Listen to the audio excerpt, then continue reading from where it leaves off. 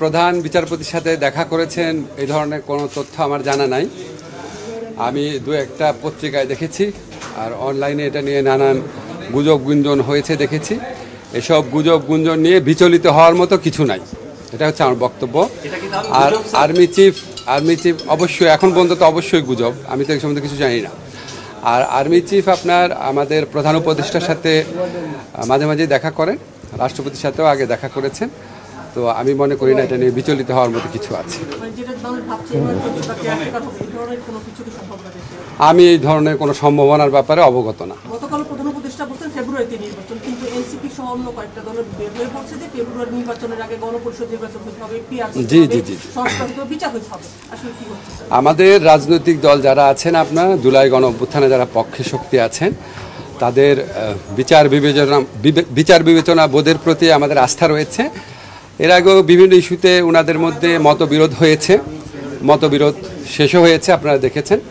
তো ওনাদের বিচার বিবেচনা বোধের উপর আমাদের আস্থা আছে। আমরা মনে করি যে প্রয়োজনীয় মুহূর্তে আমরা তাদের বিভিন্ন ব্যাপারে মতভিন্নতা থাকতে পারে, প্রয়োজনীয় মুহূর্তে অবশ্যই আমরা তাদের মধ্যে ঐক্য দেখতে পারবো। আর আমরা সরকারের পক্ষ থেকে ফেব্রুয়ারিতে নির্বাচন করার ব্যাপারে দৃঢ় প্রতিজ্ঞ। এটা আমাদের প্রধান উপদেষ্টা বারবার বলেছেন, নির্বাচন কমিশনকেও সেরকম ইনস্ট্রাকশন দেওয়া হয়েছে, ওনারা সকল পদক্ষেপ গ্রহণ করছেন। তার আগে কিছু বিষয়ে যে মতভিন্নতা রয়েছে বা মতভেদ রয়েছে, সেটা আমরা আশা করি সেটা দূর হয়ে যাবে। নির্বাচনকালীন সরকার গঠন নিয়ে কোনো আলোচনা হয়েছে কিনা স্যার? না, নির্বাচনকালীন সরকার নিয়ে কোনো আলোচনা হয়। রাজনৈতিক মতপার্থক্য যদি থাকে শেষ পর্যন্ত, তখন কি সমানত নির্বাচন সম্ভব হবে? এটা তো আপনার যদির ব্যাপার বললেন। হ্যাঁ, নির্বাচন আমরা সরকারের পক্ষ থেকে আমাদের যে অবস্থান সেটা আমরা বারবার বলেছি। আমরা ফেব্রুয়ারিতে নির্বাচন আয়োজন করার ব্যাপারে দৃঢ় প্রতিজ্ঞ, এবং আমাদের যে যত রাষ্ট্রীয় কর্মকাণ্ড আছে এই লক্ষ্যকে সামনে রেখে অগ্রসর হচ্ছে, এখানে পেছানোর কোনো সুযোগ নাই। মাননীয় উপদেষ্টা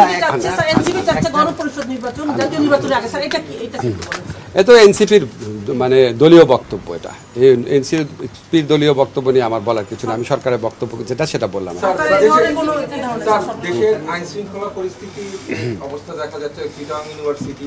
আইন শৃঙ্খলা পরিস্থিতি আমাদের দেশে গত এক বছরে মাঝে মাঝে বেশ অবনতি হয়েছে, আবার ভালো হয়েছে।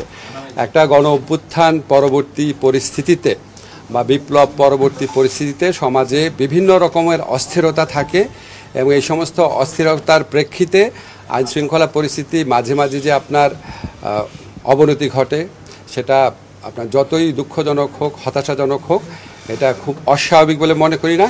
আমরা এরকম সিচুয়েশন আগে ট্যাকেল করেছি, আবার ভালো হয়ে গেছে, ইনশাআল্লাহ ভালো হবে আবার। এই অস্থিরতার পিছনে কোনো কিছু আইডেন্টিফাই করেছে কিনা? না, কথা নাই।